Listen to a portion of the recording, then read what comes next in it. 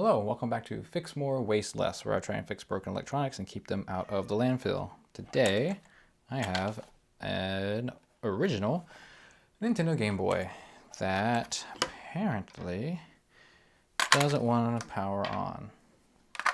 Let's see if that's true.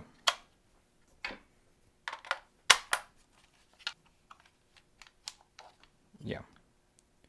Get nothing on the screen.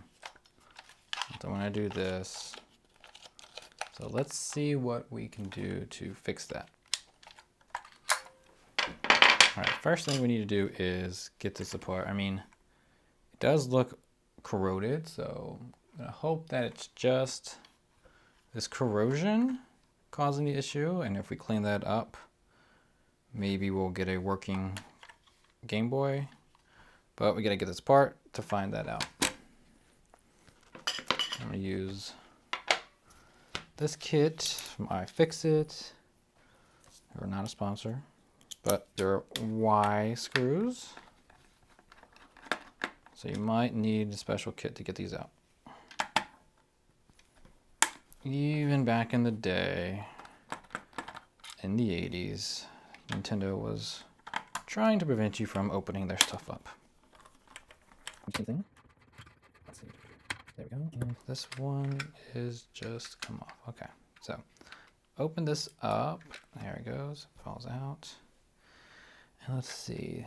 There's a ribbon cable attaching the back to the front, and yeah, there's a lot of corrosion on this. So let's see if this pull out, and there we go. Okay, now the front is out, and we can see how that looks. Not too bad. But I don't think that's what we're going to be interested in right now. We're going to be more interested in this part right here. It does look very, lots of corrosion here. So we'll try and clean that up, and more importantly, try and get these connectors cleaned up. Let's get this board out, see if that'll help anything. And then inside, they go back to using Phillips head screws, because why not make it easy once you're inside? These screws are not so bad that can go in here.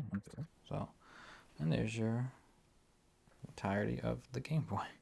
All right, and then there's the rest of it. So I mean, nothing on here looks to be. These caps look okay. So I'm gonna clean these battery leads up. Let's see. Set that aside for now.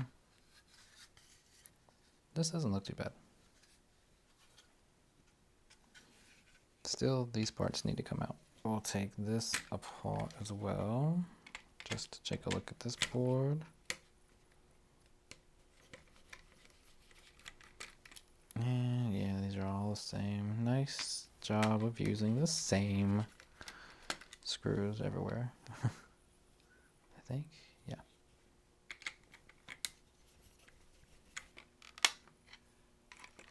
Come on.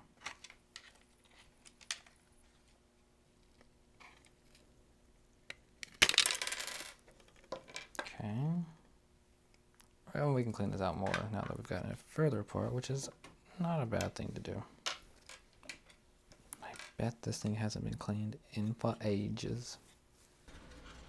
Yeah, let's put this back in here for now. And put this back in here for now. Let's see what happens if we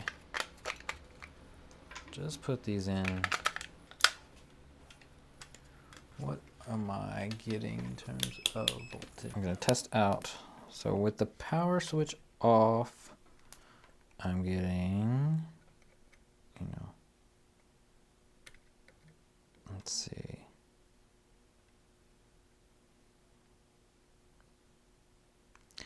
I'm only getting 4 volts. These are brand new batteries and they all test good. So I think that these batteries terminals just aren't needed. They just need a good cleaning, and I'm not getting that because this should be giving me, let's see, 1, 2, 3, it's closer to 6, honestly. Like, Getting 2.2, 2.7.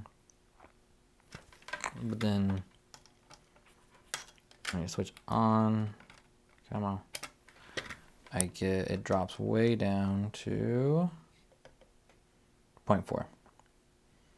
So I'm gonna really clean these terminals off, clean up a lot of this corrosion, this water damage maybe, like all along here. Nothing looks bad on this one. This board looks fine, except for a little bit of maybe flux or something from, you know, a long time ago on this. But all in all, I think this part looks good.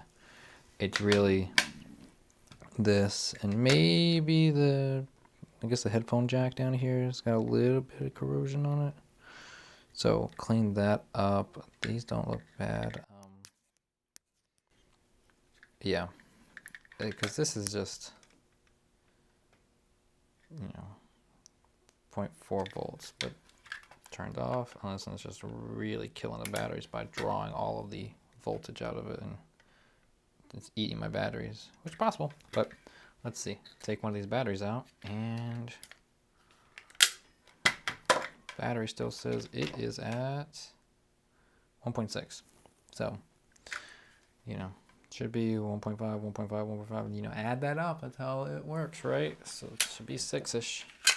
Getting nowhere near 6. So it's probably not enough to turn it on if the corrosion is preventing it from making a good connection. So this part can come back out, and we will see if I can get the other terminals out so I can actually clean them. There's a tab here.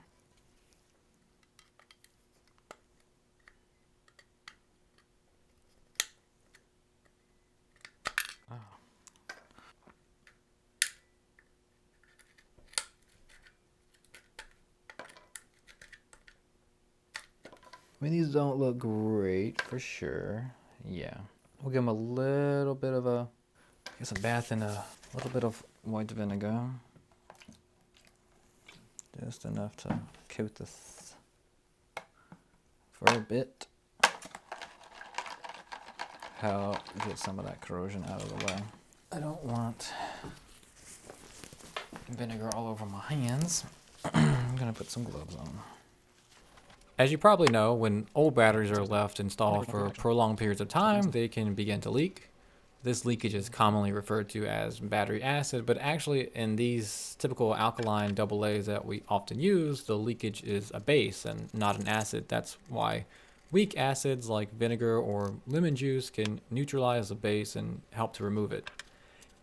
In fact, these types of batteries are actually designed to rupture like this once they're dead, because the chemical reaction inside produces hydrogen gas, and the only other outcome besides a somewhat controlled, albeit messy, leak is an explosion. And as much as it sucks to see this corrosion built up around these terminals, it's better than a battery exploding. Okay, let's see. Let's get ourselves a title.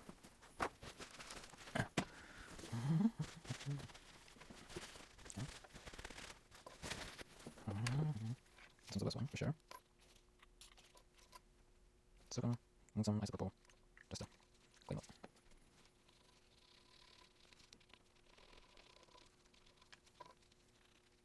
I think that'll help eliminate the Cal2, or neutralize the acid, maybe. This terminal doesn't look bad at all, does it? This one also looks pretty good. Okay, we'll see if that does anything different. While they dry, we'll turn our attention to the rest of the board. And here I'm just coming in with some isopropyl alcohol to clean up the area. It's not going to do much for the discoloration or corrosion to that copper RF shield, but it'll help remove some gunk that's accumulated over the years from the board. Maybe drink that a little bit. Oh, clean that up later. If you have some flux available, you can use that as well. Flux is abrasive enough, but not too abrasive, so you can use it to scrub at the board. Just remember to come back over the area with some more IPA to clean up the flux, because you don't want to just leave that behind.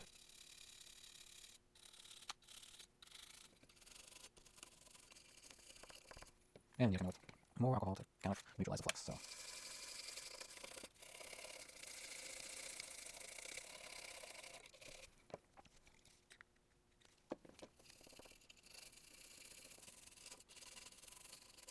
Okay.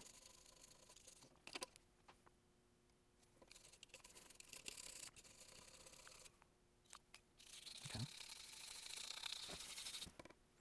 Oh no. I'm not sure if I have much, hopefully I'll do it. We'll see. All right, I'll put it back together and then we'll find out if that actually did anything productive.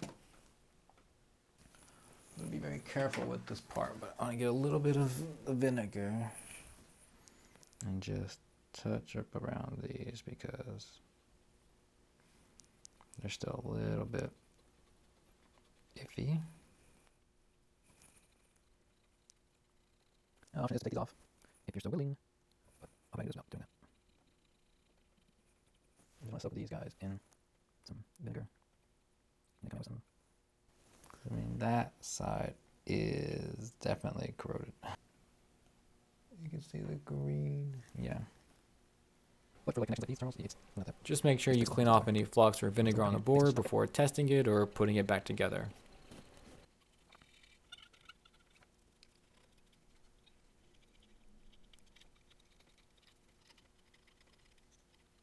Okay. Give it a little bath. In the alcohol, just to, get all the vinegar.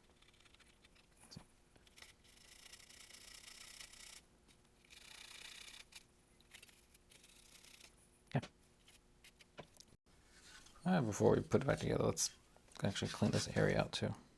Nope. No good putting it back together with the dirty terminals. And got nice that all comes out with some alcohol.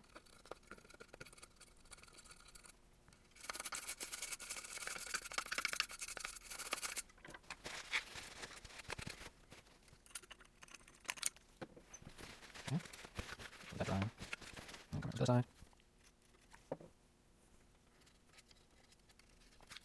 It smells out better once we get it working, but yeah.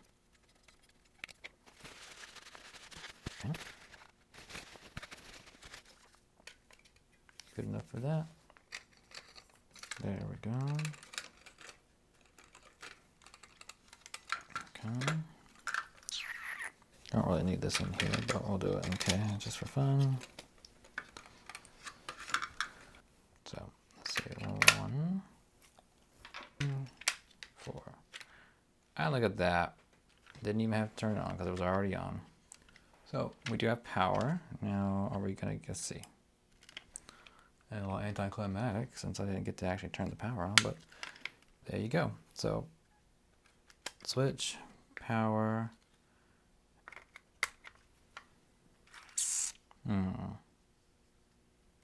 Still giving me that. Oh. So that contrast is still a little off. So I might have to play around with that a little bit, but that works. And I don't think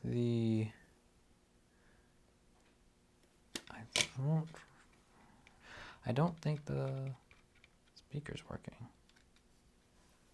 Let's see. But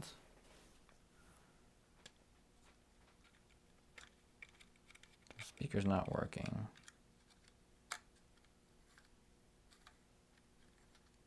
And the game's not exactly performing as it should. Oh, there it is.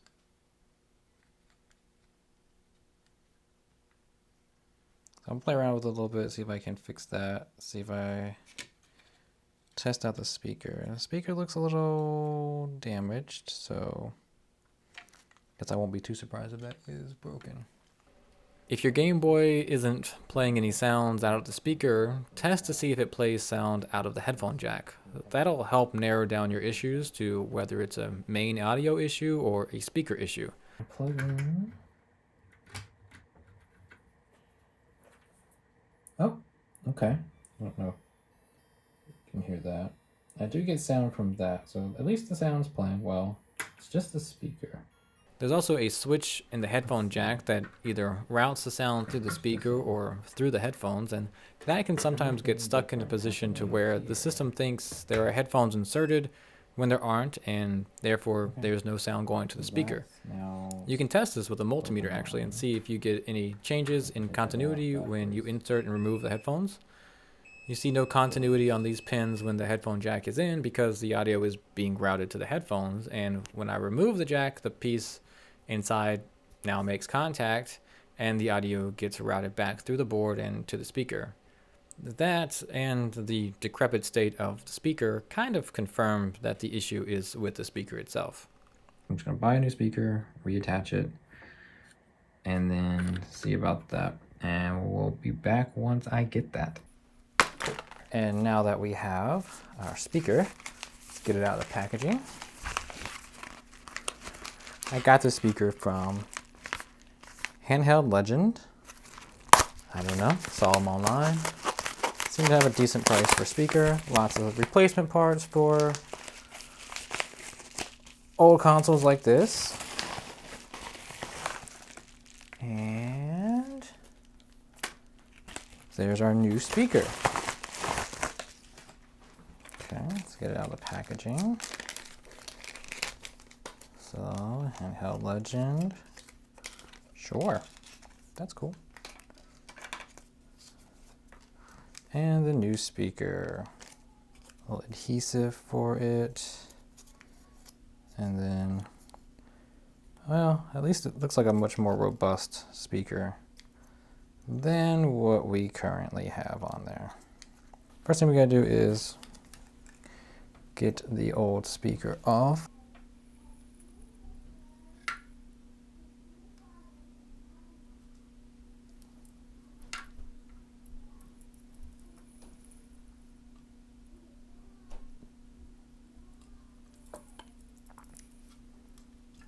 Yeah. Okay, just gotta touch the iron here to desolder these parts. And there we go. Old speaker gone. Now, new speaker in. I put it under the microscope just to help me see. You could this. probably get away with doing this without a microscope, or if you have one of those helping hands with a magnifying glass. You're really just touching up the wires that stick up through these holes, so nothing too precise. There we go. Now, I add some flux, put a little solder on the tip, and come in with the iron.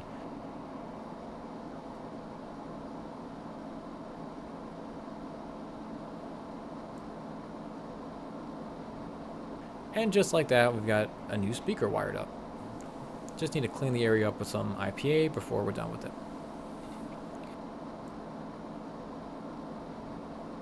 there we go.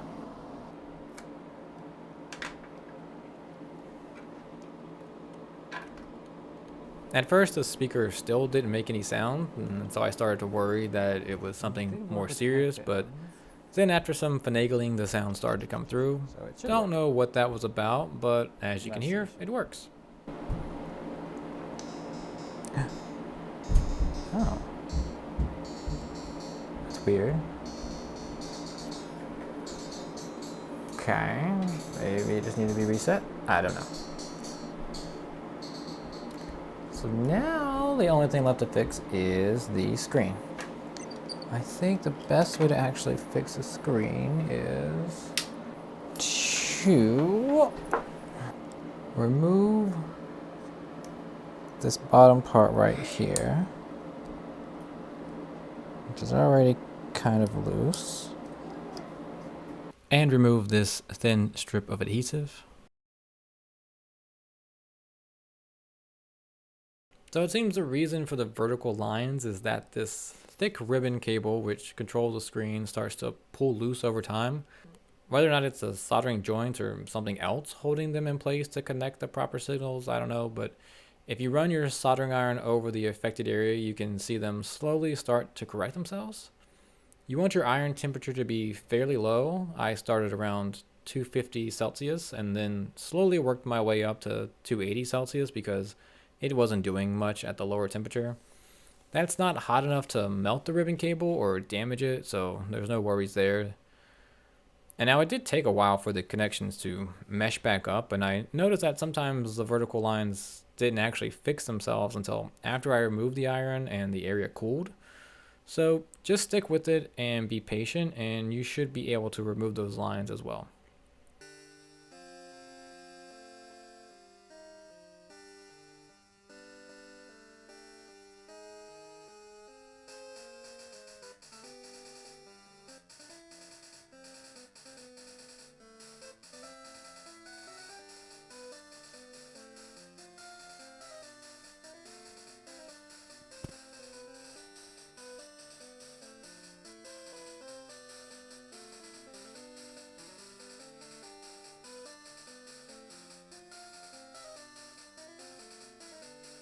There's the screen. Good as 1989 technology can get. Now I gotta get it back together though. We'll give it a good clean out before putting it all back together.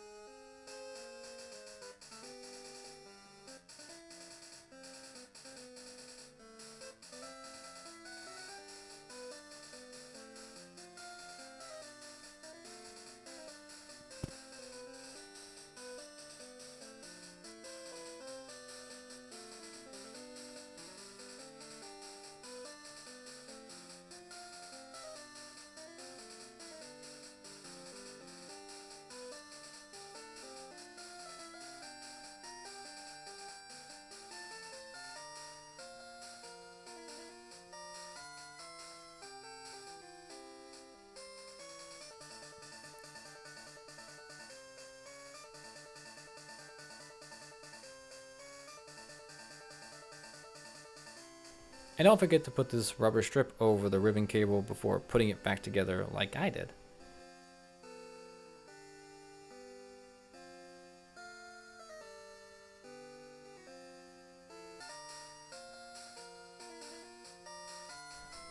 Reinstall the screws for the screen.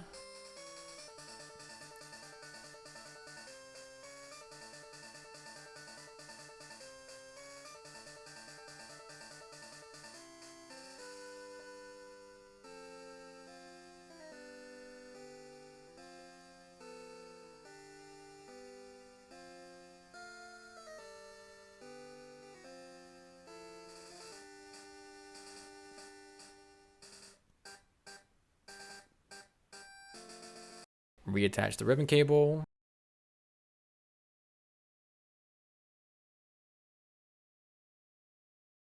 And the headphone jack.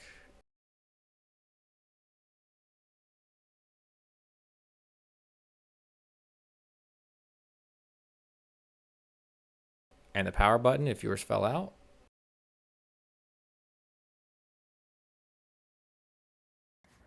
So to put these back in, just bend up these little tabs here. That way when you push them down, they will click into place. Like, there you go, and now they won't fall out. And last, the Y screws for the shell.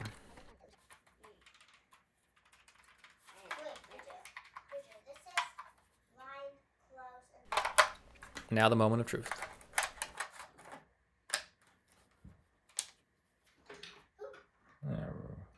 Nope.